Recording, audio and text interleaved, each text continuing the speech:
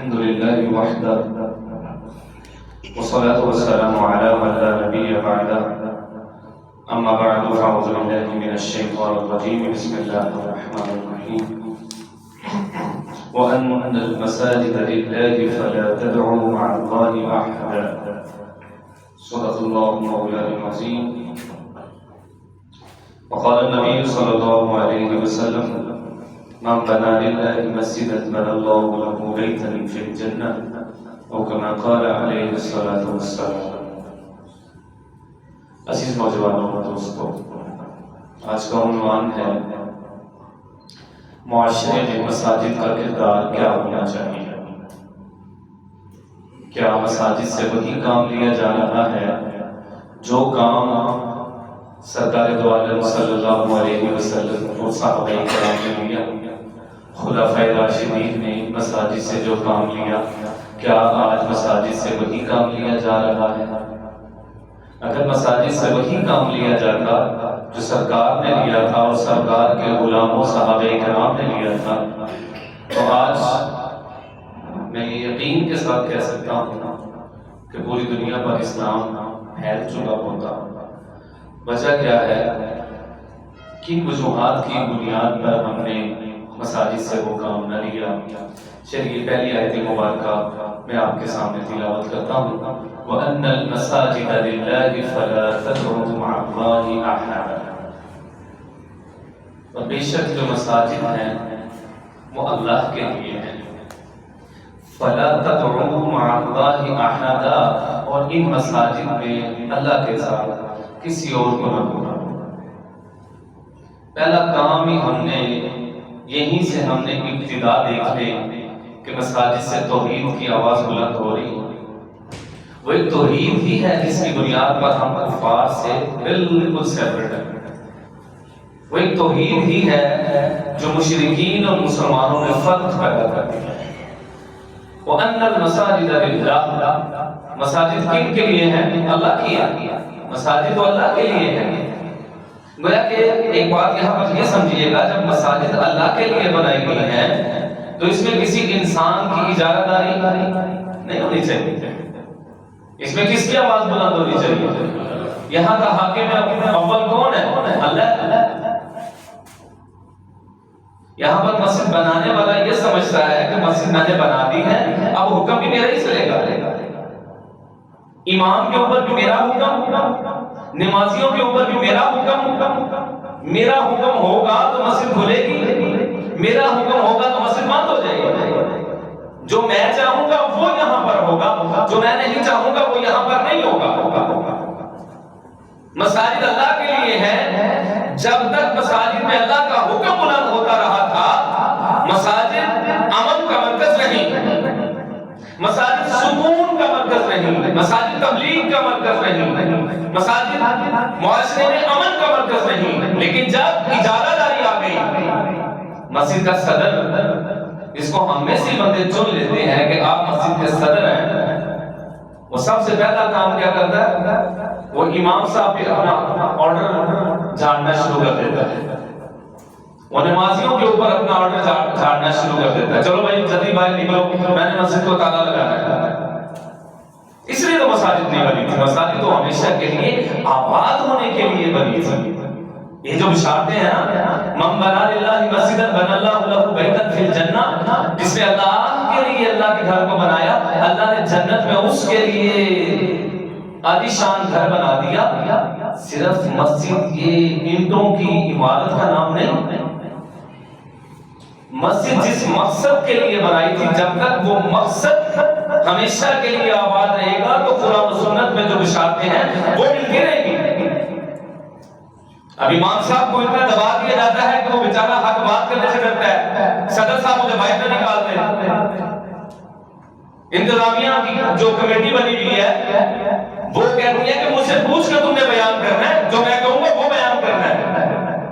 آپ مجھے بتائیے، عالم کو بہتر پتا ہے یا مسجد کی کمیٹی کا وہ بندہ جس کو اللہ نے 4 کاغذ کے ٹکڑے دے دیے ہیں، اس کو قرآن و سنت کا زیادہ پتا ہے یا اس مسجد کے صدر کو زیادہ پتا ہے؟ وہ تو صدر کی دکان پہ بیٹھا رہتا ہے، اس کو کیا پتا ہو قرآن و سنت کیا ہے؟ اس لیے اس کو نہ سمجھاؤ کہ قرآن و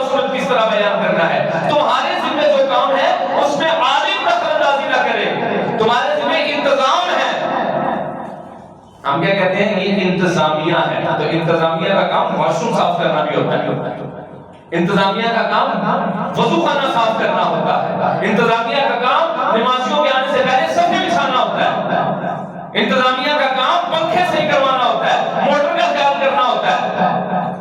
عالم کا کام صرف دین بیان کرنا ہوتا ہے، وہ کہتے نہیں دین ہم نے بیان کرنا ہے، باقی سارا کچھ امام صاحب آپ نے کرنا ہے۔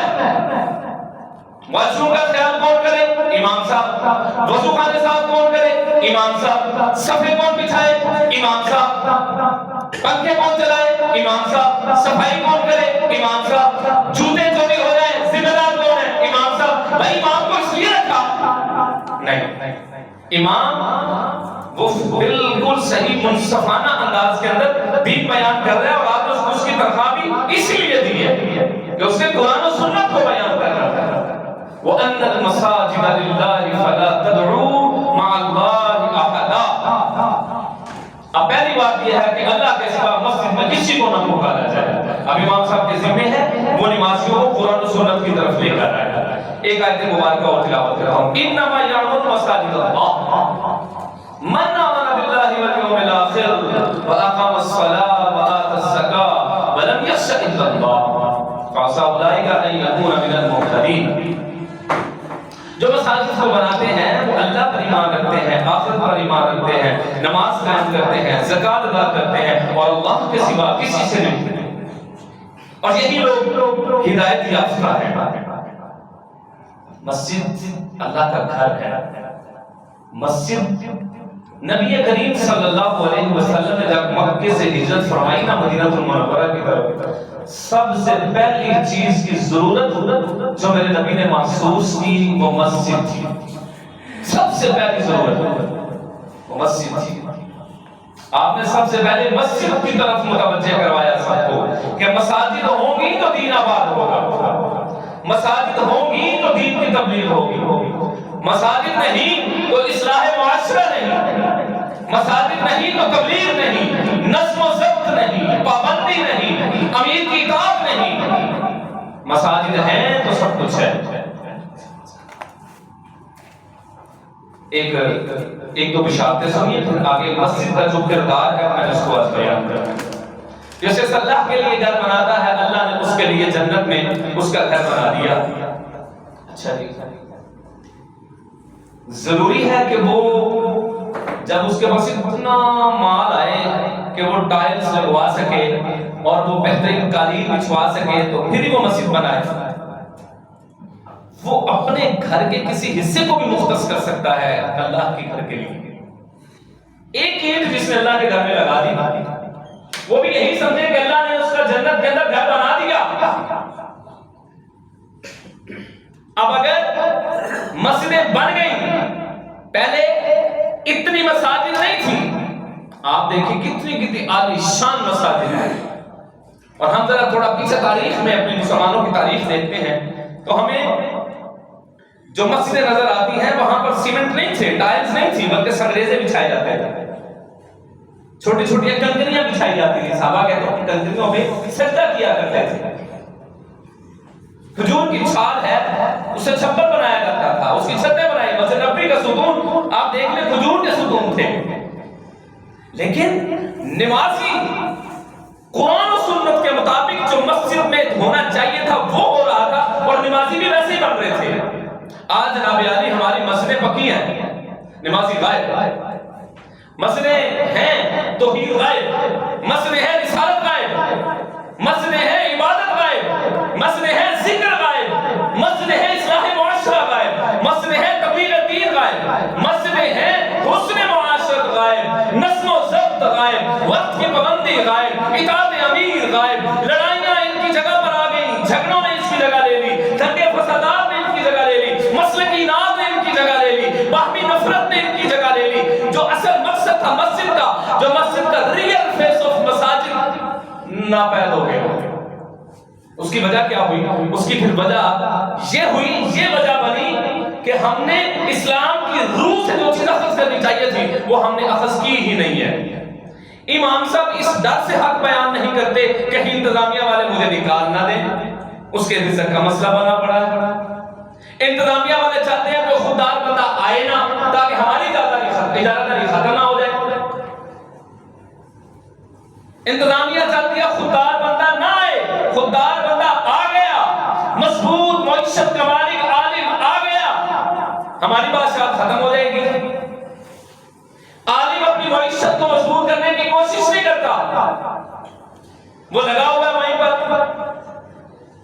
لیکن اگر اس نے اس پر ہی اکتفا کرنا ہے تو پھر کم از کم خودداری تو دکھائے نا، قرآن و سنت کو تو صحیح معنوں میں بیان کرے نا. اب امام صاحب کو بڑی معذرت کے ساتھ سوشل میڈیا کی وساطت سے بہت سارے علماء بھی میری اس بات کو سمجھیں گے. اب محترم عالم صاحب کو کس نے کہا ہے کہ فجر پڑھ کے بچے پڑھائے اور سو جائے اور زہر تک سویا رہے؟ وہ فجر سے زہر تک کیوں کوئی کام نہیں کرتا اپنی معیشت کو مضبوط کرنے کے لیے؟ وہ کیوں محنت مزدوری نہیں کرتا؟ یہ میرے نبی کا شیوا تو نہیں ہے. نبی کریم صلی اللہ علیہ وسلم کا بکریاں چرانا اس بات کی دلیل ہے کہ اپنی معیشت کو مضبوط کرنے کے لیے اگر تمہیں بکریاں بھی چرانی پڑے تو چرا لینا، لیکن معیشت کو مضبوط کرنے سے منہ نہ موڑنا. اس لیے میں یہ ضروری سمجھتا ہوں کہ ایک عالم کی معیشت کا مضبوط ہونا انتہائی ضروری ہے تاکہ وہ بے باکی کے ساتھ اور خودداری کے ساتھ اسلام کی صحیح روح جو ہے قرآن و سنت کے مطابق اس کو بیان کر سکے. میری بات سمجھ میں آ رہی ہے؟ چلیے نبی کریم صلی اللہ علیہ وسلم کی ایک اور حدیث سماعت فرمائیے. آپ نے فرمایا جو مسجد کی آبادی کی کوشش کرے گا اللہ اس کو آباد کرے. مسجد کی آبادی کیا ہے؟ مسجد کی عبادی آپ لوگ نمازی ہیں. مسجد کی آبادی پہلے کی جو مساجد ہوتی تھی، فجر کے بعد نماز، نماز کے بعد اشراق، اشراق کے بعد قرآن کی تلاوت کرتے کرتے وہ سارا دن مسجد کھلی رہتی. کوئی فجر کے لیے آیا، پھر ظہر کے لیے اکٹھے ہوئے، ظہر کے بعد قرآن کی تلاوت کرنے والے، عصر کے بعد عصر کی تلاوت کرنے والے، مغرب اور عشاء کے بعد قرآن کی تلاوت کرنے والے سبھی موجود تھے. لیکن آج آپ اس بات کو ذرا سمجھنے کی کوشش کیجئے کہ ہم نے یہ سمجھا ہوا ہے کہ شاید نمازی کے بغیر ہی مسجد آباد ہو جائے گی. اے سی لگانے سے مسجد آباد نہیں ہوتی، اچھی صفیں بچھانے سے مسجد آباد نہیں ہوتی، ٹائلز لگانے سے مسجد آباد نہیں ہوتی.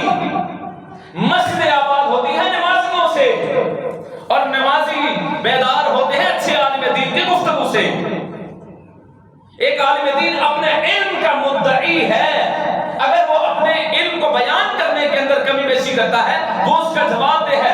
اگر کوئی عالم دین سے کوئی ایسا عمل ہو گیا جو کہ ہمیں ناپسندیدہ تھا، وہ عمل آپ سے بھی سرزد ہو سکتا ہے، ہم اس کے عمل پر اس سے جواب دیں نہیں. وہ علم کا مدعی ہے، اگر اس نے علم کے اندر کمی دکھائی ہے تو آپ بھی کھڑے ہو کر مجھ سے پوچھ سکتے ہیں، آپ بھی پوچھ سکتے ہیں، آپ بھی پوچھ سکتے ہیں. وہ عمل کا مدعی نہیں ہے. عمل تو آپ سے بھی غلط ہو سکتا ہے، غلطی آپ سے بھی ہو سکتی ہے. کیوں کر کے ہم ایک عالم کی غلطی کو معاف کرنے کے لیے تیار نہیں ہوتے؟ وہ بھی تو انسان ہے، اس سے بھی تو گناہ ہو سکتا ہے. ہم تو ایک عالم دین کو اچھی گاڑی میں بیٹھا گوارا نہیں کرتے، اچھا لباس پہنا گوارا نہیں کرتے. ہم کہتے ہیں کہ عالم دین ہو، ہماری مسجد میں آئے، ہمارا ملازم بن کے رہے، ہمارا ماتحت رہے. اس کو کیا حق ہے اچھے کپڑے پہننے کا؟ اس کو کوئی حق نہیں ہے اچھی گاڑی میں سفر کرنے کا، اس کو کوئی حق نہیں ہے اپنا گھر بنانے کا.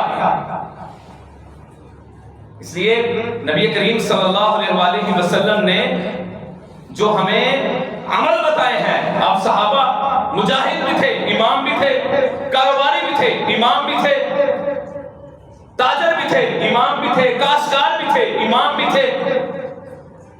ہم نے بالکل سیپریٹ کر دیا ان چیزوں کو. بار کہتے ہیں یہ ایک علیحدہ عنوان ہے. عالم کی ذمہ داریاں معاشرے کے اندر کیا ہوتی ہیں وہ انشاءاللہ کسی اور جمعے کو بیان کروں گا. اپنے عنوان پر واپس آتا ہوں. نبی کریم صلی اللہ علیہ وسلم نے فرمایا کہ مسجد سے کسی شخص کو تم محبت کرتا ہوا دیکھو اور اس کی خدمت کرتے ہوئے دیکھو تو بلا جھجک اس کے مومن ہونے کی گواہی دے. ایک بندہ مسجد کی خدمت کر رہا ہے، کیا مسجد کی خدمت کرنا آپ کا حق نہیں؟ مسجد کی صفائی کرنا آپ کا حق نہیں ہے؟ وضو خانے صاف کرنا آپ نمازیوں کا حق نہیں ہے؟ یہ کس کا گھر ہے؟ تو بھائی آپ اس مسجد کی صفائی کر رہے ہیں تو اس کا ریوارڈ آپ نے کس سے لینا ہے؟ اس کا صلہ آپ نے کس سے لینا ہے؟ اور مسجد کی صفائی کر رہے ہیں تو آپ کے دل کی صفائی ہو رہی ہے، مسجد کی صفائی کر رہے ہیں آپ کے اخلاق کی صفائی ہو رہی ہے، مسجد کی صفائی کر رہے ہیں آپ کی باطن کی صفائی ہو رہی ہے. ہم لوگ مسجد میں آتے ہیں، ایک چیز کو یہاں سے اٹھا کر وہاں پر اٹھا کے رکھنا بھی گوارا نہیں سمجھتے، اپنی توہین سمجھتے ہیں. مسجد اللہ کا گھر ہے نا، تو اللہ کے گھر کو صاف کرنا ہر ایک کا حق ہے۔ نبی کریم صلی اللہ علیہ وسلم خود مسجد کی تعمیر میں شریک ہوئے، مسجد کی صفائی میں شریک ہوئے۔ ایک اور روایت سماعت فرمائیے، آپ نے فرمایا کسی کو مسجد میں آنے کا عادی پاؤ، دیکھ رہے ہو تو مسجد میں آ رہا ہے، جا رہا ہے، آ رہا ہے، جا رہا ہے، تو اس کے ایمان کے گواہ بن جاؤ۔ اور آپ نے فرمایا مسجد جو ہے یہ جنت کے باغات ہیں، یہ مسجد جنت کے باغات ہیں۔ آئیے اب ہم آتے ہیں، یہ آپ نے فضائل سن لیے۔ اب پہلی بات جو مسجد کے حوالے سے میں عرض کرنے لگا ہوں، مسجد نبی کریم صلی اللہ علیہ وسلم کے دور کے اندر دارالقضاء تھی۔ لڑائیوں کے فیصلے کہاں ہوتے تھے؟ بولیے بولیے، آپ نے کوئی لڑائیوں کے فیصلے مسجد میں ہوتے ہوئے دیکھے؟ آپ نے لڑائیاں ہوتی دیکھی ہوگی مسلک پر، آپ نے لڑائیاں ہوتی دیکھی ہوں گی رفع دین کرنے اور نہ کرنے پر، آپ نے لڑائیاں ہوتی ہوئی دیکھی ہوں گی کہ نماز کے اندر پاؤں کتنے کھولنے ہیں، کتنے تنگ کرنے ہیں، آپ نے اونچی آمین کہنے پر تو لڑائیاں دیکھی ہوں گی۔ آپ نے لڑائیوں کے فیصلے مسجد میں ہوتے ہوئے دیکھے؟ رسول کائنات صلی اللہ علیہ وسلم کی مسجد نبوی کے اندر لڑائیوں کے فیصلے ہوا کرتے تھے، اور دارالقضاء مسجد نبوی تھا، اور نبی کریم صلی اللہ علیہ وسلم بطور چیف جسٹس منبر پر بیٹھ کر فیصلے فرمایا کرتے تھے۔ مسجد کا امام کون ہوتا ہے؟ مسجد کا امام وقت کا بادشاہ ہوتا ہے۔ آج کے بادشاہ کو سورہ اخلاص نہیں آتی، کیوں کہا گیا جو وقت کا حاکم ہے وہ نماز پڑھائے گا؟ اس وجہ سے جب وقت کا حاکم نماز پڑھائے گا امت خود بخود اس کے پیچھے چلے گا۔ جب وقت کا حاکم ہی نماز کی طرف نہیں آئے گا امت کے لوگ نماز کی طرف کس طرح آئیں گے؟ وہ کیا دور تھا کہ جناب عمر حکم دیتے تھے، وہ جانیں پیش کرنے کے لیے بالکل تیار کھڑے ہوتے تھے، کیونکہ حاکم وقت خود نمازی تھے، جناب ابو بکر خود نمازی تھے، جناب عثمان خود نمازی تھے، علی المرتضیٰ مصلی رسول کے وارث تھے، وہ حاکم بھی تھے وارث بھی تھے۔ آج حاکم مصلی کا وارث ہی نہیں ہے۔ جب حاکم مصلی کا وارث بنے گا پھر دیکھیے گا اسلام ترقی کرتا ہے کہ نہیں کرتا۔ اس لیے مسجد کہ اندر ہمارے آپس میں، اگر مجھے یہ بتائیے، مسجد کے اندر ویسے ہی جب انسان آتا ہے اس کا دل موم ہو جاتا ہے۔ دو اگر فریق جھگڑ پڑے، عالم وقت کو یہ چاہیے کہ کردار ادا کرے، دونوں کے پاس جائے، گفتگو کرے، گفت و شنید کرے، ان کو قرآن و سنت میں صلح کے فضائل سنا کر ان کو وضو کروائے اور مسجد میں لے کر آئے۔ جب ان کو وضو کروا کے تم نے مسجد میں لے کر آنا ہے، آدھا فیصلہ تو ابھی حل ہو چکا ہے، کیونکہ وہ اللہ کے گھر میں ہے۔ باہر لڑائی ہوگی، دنگے فسادات ہوں گے، فائرنگ ہوگی، جھگڑا ہوگا، وہ بھی بندے لے کر آئے گا، وہ بھی بندے لے کر آئے گا، لیکن یہاں پر کیا ہوگا؟ بھائی اللہ کے گھر میں آ رہے ہیں، اسلحہ باہر رکھو، اللہ کے گھر میں آ رہے ہیں، یہ لڑائی جھگڑے کے جو آلات ہیں ان کو باہر رکھو۔ دل موم ہوا ہوگا، دونوں جانے بیٹھے ہوں گے، عالم گفتگو کر رہا ہوگا، دونوں کے درمیان صلح کروائی جائے۔ یہ رسول کائنات صلی اللہ علیہ وسلم کا اسلوب تھا۔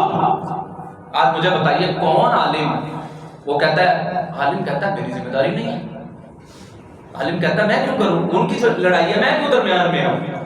نبی کریم صلی اللہ علیہ وسلم کو جو اللہ نے قرآن عطا فرمایا نا، سورہ حجرات کے اندر اللہ نے واضح طور پہ ارشاد فرمایا، جب دو مومن کے گروہ آپس میں جھگڑ پڑے، اقتتلوا فاصلحوا بینہما، ان دونوں کے درمیان صلح کروانے میں اپنا اپنا کردار ادا کرو۔ عالم بھی کردار ادا کرے، غیر عالم بھی کردار ادا کرے، اور نہیں یار اور یار مسجد کے امام صاحب کے پاس چلتے ہیں، ادھر بیٹھے ہیں۔ اب وہ جب مسند انصاف پر آیا ہے، اب اس کو چاہیے کہ انصاف اور نبے تلے الفاظ کے اندر گفتگو کرے اور دونوں گروہوں کے درمیان صلح کروائے۔ مجھے بتائیں کہ اللہ راضی ہوگا کہ نہیں ہوگا؟ یہ آج مسجد کا حق ادا ہوا ہے کہ مسجد میں گروہوں کی صلح ہو گئی۔ نبی کریم صلی اللہ علیہ وسلم کا اسلوب یہی تھا، اور دارالافتا مسجد تھی۔ لوگ مسائل پوچھنے کے لیے مسجد کا رخ کرتے تھے، آج لوگ مسجد کا رخ ہی نہیں کرتے، مسائل کا ذوق شوق ہی نہیں، مسائل پوچھنے کی زحمت ہی نہیں کرتے، اور نہ ہی عالم وقت نے اس کی جو وقت اور ضرورت ہے وہ محسوس کروائی ہے۔ امام صاحب کیا کرتے ہیں؟ فجر میں آئے، اللہ اکبر، نماز پڑھائی غائب، ظہر پڑھائی غائب، عصر پڑھائی غائب، مغرب پڑھائی غائب، عشاء پڑھائی غائب۔ ایک عالم کو سوشل ہونا بڑا ضروری ہے، وہ سوشل ہوگا، معاشرے میں انٹرفیئر کرے گا تو اس کو لوگوں کے مسائل کا پتہ چلے گا نا۔ جب اس کو لوگوں کے مسائل کا پتہ چلے گا پھر وہ اسٹرگل کرے گا، لوگوں کے مسائل کا استنباط کرے گا، اور پھر وہ لوگوں تک مسائل پہنچا سکے گا۔ نبی کریم صلی اللہ علیہ وسلم سے دور دراز سے لوگ مسائل پوچھنے کے لیے تشریف لایا کرتے تھے، اور جب حضور تشریف دنیا سے لے گئے، اما عائشہ صدیقہ رضی اللہ عنہا کا کا گھر، حضور کا حجرہ وہ مسجد نبوی کے ساتھ تھا. یہ ذمہ داری پھر اما عائشہ نے اپنے ذمہ لی تھی. اور دور دراز سے آنے والے صحابہ کرام، صحابیات اور دور دراز سے مسلمین اور مسلمات آ کر اما عائشہ سے سوالات پوچھتی تھی، مسائل پوچھتی تھی، فتویٰ لیتی تھی. ہمارا کرائٹیریا کیا ہے ایک عالم کو رکھنے کا؟ ایک عالم امام کو رکھنے کا ہمارا کرائٹیریا کیا ہے؟ آواز سونی ہوئے، راگ چنگی لاندا ہوئے، تھوڑی تنخواہ ہوئے، وہ سارا امام ہے. میں آپ سے کوشچن کرتا ہوں، دنیا میں ہر چیز کا لائسنس ہوتا ہے. آپ نے شکار کرنا ہے، گورنمنٹ کا لائسنس لینا پڑے گا. آپ نے ڈرائیونگ کرنی ہے، آپ کو لائسنس لینا پڑے گا. وداؤٹ لائسنس آپ کا چالان ہوتا ہے. کیوں ہوتا ہے؟ وہ یہ کہتے ہیں جناب یہ خود تو مرے گا، باقیوں کو بھی لے ڈوبے گا. ایک مسلح رسول ہی لوارث رہ گیا، اس کا کوئی لائسنس نہیں ہے، اس کا کوئی کرائٹیریا نہیں ہے. جس طرح ایک ڈرائیور اپنے پیچھے بیٹھے ہوئے 70 سواریوں کو لے ڈوبتا ہے، اگر غیر عالم مسلح رسول کا وارث بن گیا وہ ہزاروں لوگوں کے ایمان کا سودا کر جائے گا اور آپ کو پتہ بھی نہیں چلے گا. کوئی تو کرائٹیریا ہو یار. آپ جس کو مسلح پہ لا رہے ہیں، آپ اس کو جناب رسول اللہ کا وارث بنا رہے ہیں، آپ اس کو ابو بکر و عمر کا وارث بنا رہے ہیں، آپ اس کو عثمان و علی کا وارث بنا رہے ہیں، آپ اس کو حسن و حسین کا وارث بنا رہے ہیں. کیا صرف ہی سنانے والا مسلح رسول کا وارث بن جائے گا؟ نہیں، ایسا نہیں ہے. اس کو مسائل پر عبور ہونا چاہیے. اگلی بات سنیے. مسجد اخلاقی اوصاف کی تربیت گاہ تھی. آج اخلاقی اوصاف کو بیان ہی نہیں کیا جاتا منبر سے. ایسے ایسے مسائل ہم کو سننے کو ملے جن کا پنجابی کو سر منہ ہی نہیں ہے، اور وہ مسائل اتنا معروف ہوئے کہ لڑائی جھگڑے اور دنگے فسادات کا سبب بنے اور مسلمانوں کے دلوں میں مسلمان کی نفرت ڈالنے کا سبب بنے. یہ تو اخلاقی اوصاف کی پاکیزگی کا سبب مسجد کے مراکز ہوا کرتے تھے. رسول کائنات صلی اللہ علیہ وسلم کا منہج جو منہج نبوی تھا وہ تزکیہ نفس تھا. مساجد تزکیہ نفس کا بہترین مراکز تھے. آج تزکیہ نفس ہو ہی نہیں رہا مسجد کے اندر، اور تزکیہ نفس کی طرف کسی کی توجہ ہی نہیں ہے. لوگوں کے اخلاقی اوصاف کو بہترین بنانے کے لیے کسی کی توجہ ہی نہیں ہے. میں نے کئی مساجد دیکھی، مسجد کا جو منبر ہوتا ہے اس کے ایک کونے کے ساتھ امامہ شریف رکھ دیتے ہیں. امام صاحب آتے ہیں، امامہ اوپر رکھتے ہیں، نماز پڑھاتے ہیں، باہر نکلتے ہوئے امامہ پھر وہاں پر لٹکا کر واپس چلے جاتے ہیں. یعنی وہ یہ سمجھ رہا ہے کہ یہ چھوٹی چھوٹی چیزیں میری ذمہ داری ہیں. او بھائی جان، مسلح رسول کے وارث ہیں آپ، علماء انبیاء کے وارث ہیں. قیامت والے دن اللہ کے رسول نے مجھ سے پوچھنا ہے میں منبر پر بیٹھا، میں نے منبر کا حق کیوں نہیں ادا کیا؟ نہیں بیٹھ سکتے تو چھوڑ دو، جو اس کا اہل ہے اس کو آنے دو. یہاں پر اجارہ داری قائم ہو جاتی ہے. باپ نے مسجد بنا دی ہے، ضروری ہے کہ اس کا بیٹا چاہے وہ غیر عالم ہے اسی نے منبر کا وارث بننا ہے. ایسا کیوں ہے؟ اس کے محلے کے غریب کا بچہ اگر عالم بن گیا اور علم میں بھی اس سے مضبوط ہے، اس کو وہاں پر نماز پڑھانے کی اجازت نہیں مل سکتی. کیا بات ہے؟ یہ وہ کڑوے سچ ہے جو میں آپ لوگوں کے سامنے بیان کر رہا ہوں، اور شاید میں ہی بیان کروں گا. باقیوں کی بڑی مجبوریاں بھی ہوں گی بیان کرنے کے لیے، لیکن ہمیں الحمدللہ کوئی مجبوری نہیں ہے، کیونکہ اللہ کے رسول کے سامنے کوئی مجبوری کام نہیں آتی. بس اللہ کے رسول کے دین کو علل اعلان اور بے باکی کے ساتھ بیان کرنا چاہیے.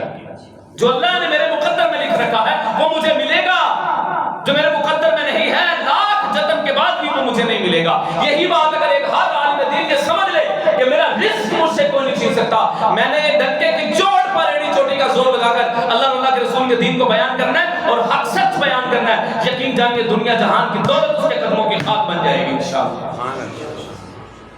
اگلی بات مسجد کیا ہے؟ رسول کائنات صلی اللہ علیہ وسلم کے دور کے اندر مساجد تبلیغ کا مرکز ہوا کرتی تھی، تبلیغ دین کا مرکز ہوا کرتی تھی. آج تشہیر تو ہے، تبلیغ کوئی نہیں. ٹی وی چینلز پر بیٹھے ہوئے آپ سمجھ رہے ہو کہ او کیا بات ہے جناب، وہ اپنی تشہیر کر رہے ہیں. تبلیغ کوئی نہیں ہو رہی.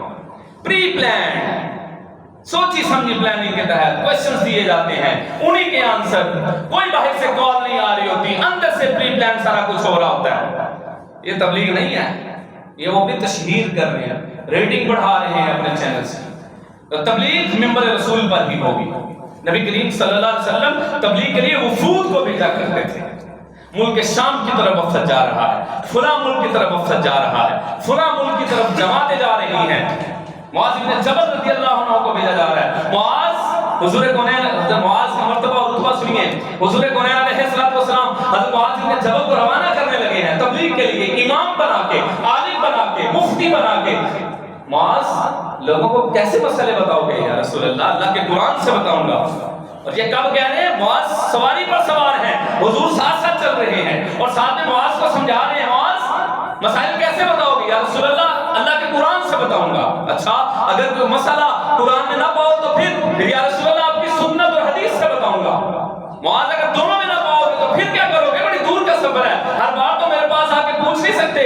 فرمایا یا رسول اللہ پھر قرآن و سنت کو سامنے رکھتے ہوئے اجتہاد سے کام لے کر مسئلہ بتاؤں گا۔ یہ تھے عالم، یہ مسجد کا حق، یہ تبلیغی مراکز تھے۔ اگر آپ بیدار ہیں تو میں ایک بات کرنے لگا ہوں، مساجد جہاد کی تربیت کا مراکز تھے۔ جہاد کی تربیت جو ہوتی تھی مسجد نبوی کے سامنے گراؤنڈ میں ہوتی تھی، گھڑ سواری وہاں پر ہوتی تھی، تلوار چلانا مسجد نبوی میں سکھایا جاتا تھا۔ جتنے بھی جہادی ان کی تربیت تھی وہ مسجد نبوی میں ہوتی تھی۔ آج کا ملا جہاد کا نام مسجد میں لینے سے ڈرتا ہے، جہاد کا نام لیا تو اٹھا کے کوئی لے جائے گا۔ کیوں بھائی؟ قرآن ہے، میں تو اللہ کا قرآن بیان کر رہا ہوں۔ جو مجھے اٹھانے کے لیے آئے گا اس کا مقابلہ پھر میرے ساتھ نہیں ہے، اس کا مقابلہ پھر اللہ کے ساتھ ہے۔ جہاد، مسجد جہاد کے مراکز تھے۔ آج ہم مسلمانوں سے جہاد کی روح کو چھین لیا گیا۔ جب مسلمانوں سے جہاد کی روح کو چھین لیا گیا، نبی کائنات سے پوچھا گیا رسول اللہ قیامت کب آئے گی؟ آپ نے فرمایا جب مومن موت سے ڈرنا شروع ہو جائے گا، قیامت قریب آ جائے گی۔ آج جہاد کا نام لینے والے جہاد کا نام نہیں لیتے۔ سورہ انفال جہاد سے بڑی پڑی ہے، سورہ احزاب جہاد سے بڑی پڑی ہے۔ آؤ قرآن کو دیکھو، قرآن بار بار یہ کہہ رہا ہے جہاد کی بات کر رہے ہیں۔ مساجد جہاد کے مراکز تھے، مساجد جہاد کی تربیت گاہ تھے۔ آپ جو سرایا بیچتے تھے وہ آپ صلی اللہ علیہ وسلم جتنے مجاہدین کو بیچتے تھے، الوداعی تقریب مسجد میں ہوا کرتی تھی۔ رسول کائنات صلی اللہ علیہ وسلم جب خود غزوے میں شریک ہوتے تھے ابتدا مسجد سے کرتے تھے، اللہ سے مانگ کر نکلتے تھے۔ تو سامعین مکرم، مساجد تبلیغ اسلام کا مراکز تھی اور جہاد کا مراکز تھی۔ مساجد اسلامی مساوات کا مرکز تھا۔ آج اسلامی مساوات کا مرکز مساجد رہی نہیں۔ ایک ہی صف میں کھڑے ہو گئے محمود و ایاز، نہ کوئی بندہ رہا نہ کوئی بندہ نواز۔ یہ اللہ کی بنائی ہوئی صفیں ہیں۔ آج کسی کی کوئی جگہ نہیں رکھی جائے گی، غریب پہلے آیا پہلی صف میں بیٹھے گا۔ یہ اسلام کا حسن ہے، یہ اسلامی مساوات کا حسن ہے۔ پہلی صف میں آ کر ایک مزدور آدمی بیٹھ گیا میرے کپڑوں کے ساتھ، اس کے ساتھ آ کے بادشاہ وقت بیٹھ گیا۔ بادشاہ وقت کو اللہ نے یہ جرأت نہیں کی کہ اس کو صف سے نکالنے کی جرأت دکھا سکے۔ بندہ و صاحب و محتاج و غنی ایک ہوئے، تیری سرکار میں پہنچے تو سبھی ایک ہوئے۔ یہ اللہ کے، یہ سرکار یہ آپ کا در ہے، سرکار یہ آپ کا گھر ہے۔ یہ اللہ کے بنائے ہوئے اصول ہیں، جو اللہ کے بنائے ہوئے اصولوں کو توڑنے کی کوشش کرے گا وہ ذلیل و رسوا ہوگا۔ مسجد کے صدر صاحب اگر آپ یہ سمجھتے ہیں کہ پہلی صف میں آپ کی جگہ کو خالی چھوڑا جائے تو جناب عالی آپ اپنا ٹھکانہ جنت نہ سمجھیے۔ اگر آپ میں اتنا روب اور دبدبا رکھا ہوا ہے کہ آپ کی جگہ پہ بیٹھنا کوئی آپ کی توہین سمجھتا ہے، وہ ڈر رہا ہے، وہ ڈر کی وجہ سے آپ کی جگہ پر نہیں آ کر بیٹھ گیا، صدر صاحب غصے نہ ہونا ہے۔ کیوں چاپلوسی کیوں کی جائے گی؟ یہ مسجد ہے، یہ اللہ کا گھر ہے۔ یہ اپنی صدارت گھر میں چھوڑ کر آئے، یہ اپنی بادشاہت اپنے گھر میں چھوڑ کے آئے، یہ دولت اپنے گھر میں چھوڑ کے آئے۔ یہ اللہ کا گھر ہے، یہاں پر سب برابر ہے۔ نبی کریم صلی اللہ علیہ وآلہ وسلم، ابو بکر بھی اسی صف میں ہے، عمر بھی اسی صف میں ہے، علی بھی اسی صف میں ہے، ابو ہریرہ بھی اسی صف میں ہے، زید بن ثابت، زید بن حارثہ آزاد کردہ غلام وہ بھی اسی صف کے اندر ہے، بلال حبشی بھی اسی صف کے اندر ہے۔ حضور نے تو یہ چیز ختم فرمائی۔ اسلامی مساوات ہونی چاہیے۔ برابری ہونی چاہیے، سب مسلمان برابر ہیں، کیونکہ میرا اور آپ کا صرف ایک ہی رشتہ ہے، وہ کیا ہے؟ لا الہ الا اللہ کا رشتہ ہے میرا اور آپ کا۔ مساجد مسائل کے حل کا مرکز ہوا کرتی تھی، لوگوں کو مسائل ہوتے تھے وہ مسجد میں بیان کرتے تھے، مسجد میں مسائل کو ڈسکس کیا جاتا تھا۔ آج مسجد کے اندر اگر کوئی دنیاوی مسئلہ آ کر ڈسکس کر دے، امام صاحب بھی ہو کر کھڑے ہو کر کہتے ہیں دنیاوی گلا نہ اتنے کرو بھائی، دنیاوی مسائل مسجد میں ڈسکس نہیں کریں گے تو کہاں پر کریں گے؟ کہتے ہیں کہ نہیں کہتے؟ او بھائی کاروبار کے مسئلے اس نے مسجد میں، کاروبار دنیا کا حصہ ہے کہ نہیں ہے؟ تو کاروبار کے مسئلے اس نے مسجد میں آ کر نہیں کرتے تو کہاں کرنے ہیں؟ اس کی جو لڑائی ہوگی، اس نے لڑائی کا مسئلہ آ کر یہاں بیان نہیں کرنا تو کہاں کرنا ہے؟ اس اپنے فیملی مسائل یہاں پر ڈسکس نہیں کرتے تو کہاں کرنے ہیں؟ مساجد تو ہر چیز کا مرکز تھے۔ دین اسلام کی ابتدا کہاں سے ہوئی؟ مسجد سے، مسجد نبوی سے گروتھ ہوا تھا اسلام، اسلام پھیلا تھا مسجد سے۔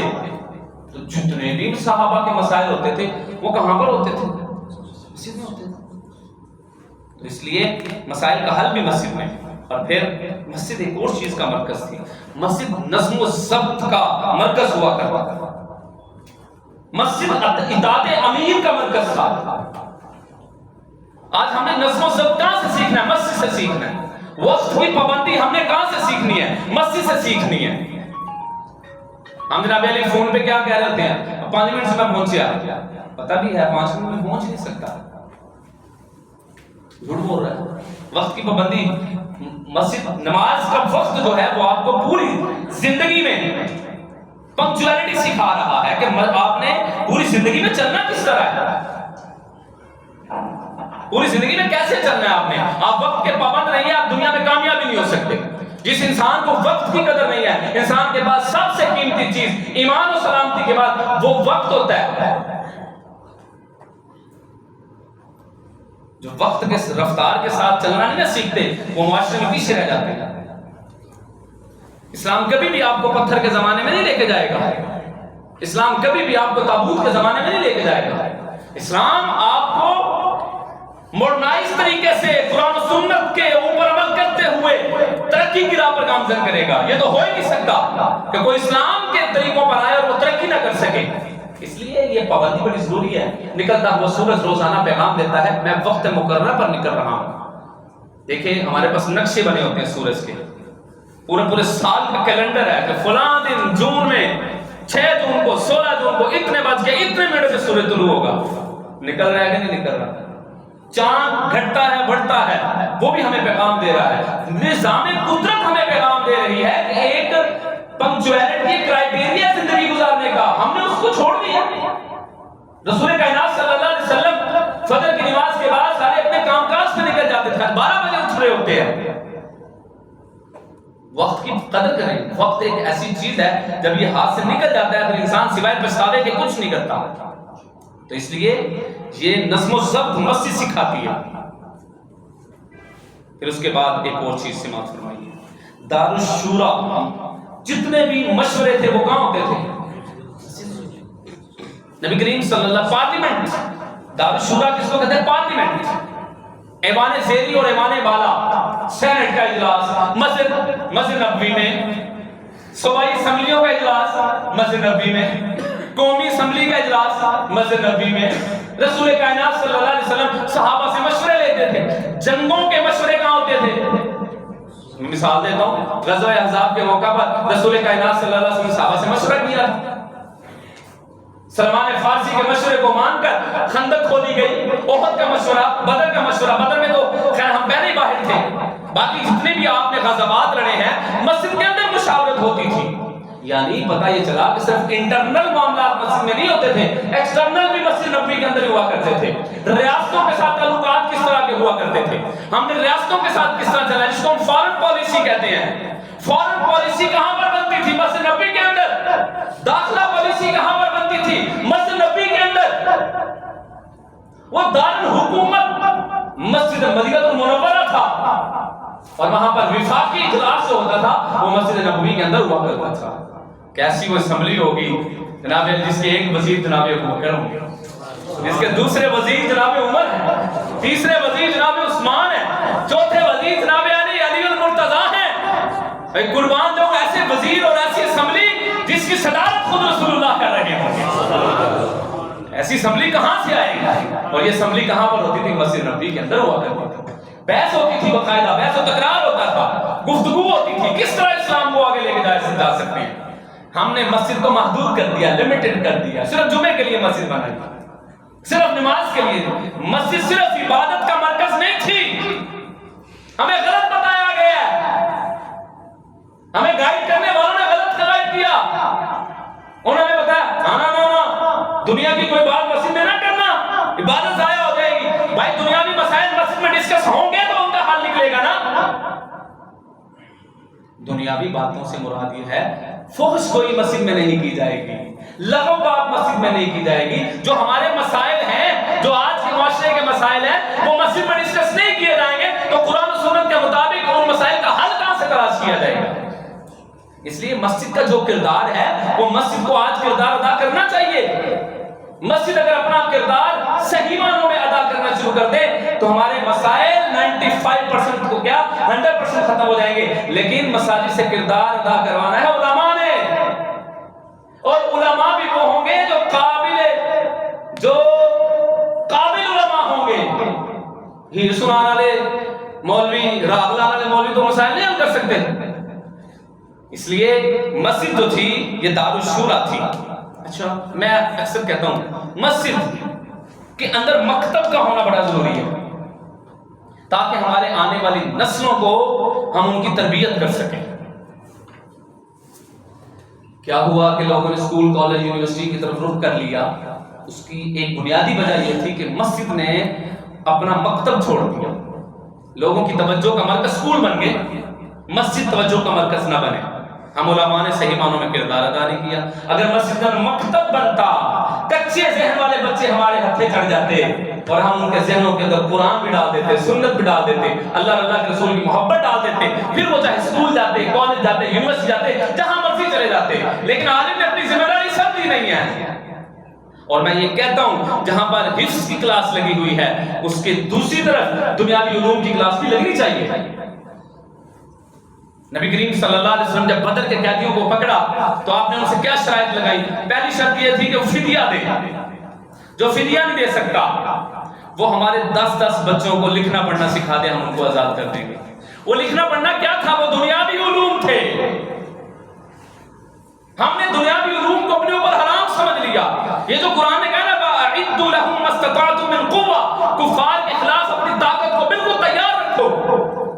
भाई मेरे, आज अगर हम सिर्फ घोड़े पाल लें, सिर्फ तलवारें ले लें, तो मुझे बताइए कि हम इतनी जदीद टेक्नोलॉजी का मुकाबला कर सकते हैं तलवारों के साथ? नहीं। हमें वक्त की रफ्तार के साथ तरक्की करनी है, हमें उनके लेवल पर आकर तरक्की करके उनका मुकाबला करना है। इसलिए मस्जिद के अंदर मैं समझता हूं मकतब का होना भी बड़ा जरूरी है। और मस्जिद जो थी वो इंसाफ का मरकज हुआ करती थी। यहां पर मौलाना साहब भी इंसाफ नहीं करते, तो ज्यादा फंड देता है उसको ज्यादा करीब बिठाता है, जो बड़ी गाड़ी में आता है उसको ज्यादा, उसको सोफे पे बिठाता है। कॉन्फ्रेंस का नाम है सीरतुन नबी कॉन्फ्रेंस। मेहमान खुसूसी जनाब हमारे इलाके का वो बंदा जिसका पता भी है ये शराबी है, सिर्फ क्या उसके पास पैसा है, उसको सोफे पे बिठा देता है। भाई सीरतुन नबी कॉन्फ्रेंस, सीरत मुस्तफा कॉन्फ्रेंस। मुस्तफा तो ये सिखाते हैं कि बंदा और साहिब और मोहताज और गनी एक हुए, तेरी सरकार में पहुंचे तो सभी एक हुए। आपकी मस्जिद का खादिम जो मस्जिद की सफाई करता है, जो मस्जिद के वॉशरूम साफ करता है, सोफा उसके लिए लगना चाहिए था, सोफा मौसिम के लिए लगना चाहिए था, सोफा इमाम के लिए लगना चाहिए था। दुनियादार के लिए सोफा लग गया। आज इमाम फिर भी बेचारा बाहर खड़ा है, खादिम बेचारा बाहर खड़ा है, मौसिम बेचारा बाहर खड़ा है। इंसाफ मस्जिद में होना चाहिए था, मस्जिद में इंसाफ नहीं होता। 24 साल से दोनों हाथों से मौलाना साहब झुक के सलाम ले रहे हैं, गरीब आदमी से दूर से सलाम ले रहे हैं, एक हाथ से सलाम ले रहे हैं, वो भी उंगलियों के पोरों के साथ। इंसाफ नहीं है। तो मस्जिद के अंदर से इंसाफ होना चाहिए, हमने इंसाफ सिखाना है। منبر پر بیٹھا ہوں تو رسول کائنات کی سنت کے مطابق بیٹھا ہوں، وگرنہ مجھے نیچے بیٹھنا چاہیے آپ کے ساتھ۔ دور دراز سے جو رسول اللہ کائنات کو ملنے کے لیے آتے، حضور صحابہ کے ساتھ اس طرح مل کر بیٹھے ہوتے تھے کہ اس کو آ کر پوچھنا پڑتا تھا کہ آپ میں سے رسول اللہ کون ہے؟ یہ عاجزی اور انکساری تھی۔ مسجد اتحاد کا مرکز تھا، باقی اگلے جمعے انشاءاللہ۔ مسجد اتحاد کا مرکز تھا، لیکن آج ہم نے اتحاد کو کا شرازہ بکھیر دیا، اتحاد کو پارا پارا کر دیا۔ وَاعْتَصِمُوا بِحَبْلِ اللَّهِ جَمِيعًا وَلَا تَفَرَّقُوا۔ اللہ نے کہا کہ آپس میں تفرقوں میں نہ پڑنا۔ آج فرقہ فرقہ ہو گئے ہم، قرآن بھی ایک، رسول بھی ایک، کلمہ بھی ایک، لیکن ایک کلمہ پڑھنے والا دوسرے کلمہ پڑھنے والے کے پیچھے نماز پڑھنے کے لیے تیار نہیں ہے۔ اسی سے انشاءاللہ تعالیٰ بات شروع کریں گے۔ اب جس کے جی میں آئے وہی پائے روشنی، ہم نے تو دل جلا کے سر لا رکھ دیا۔ وآخر دعوانا الحمدللہ رب العالمین۔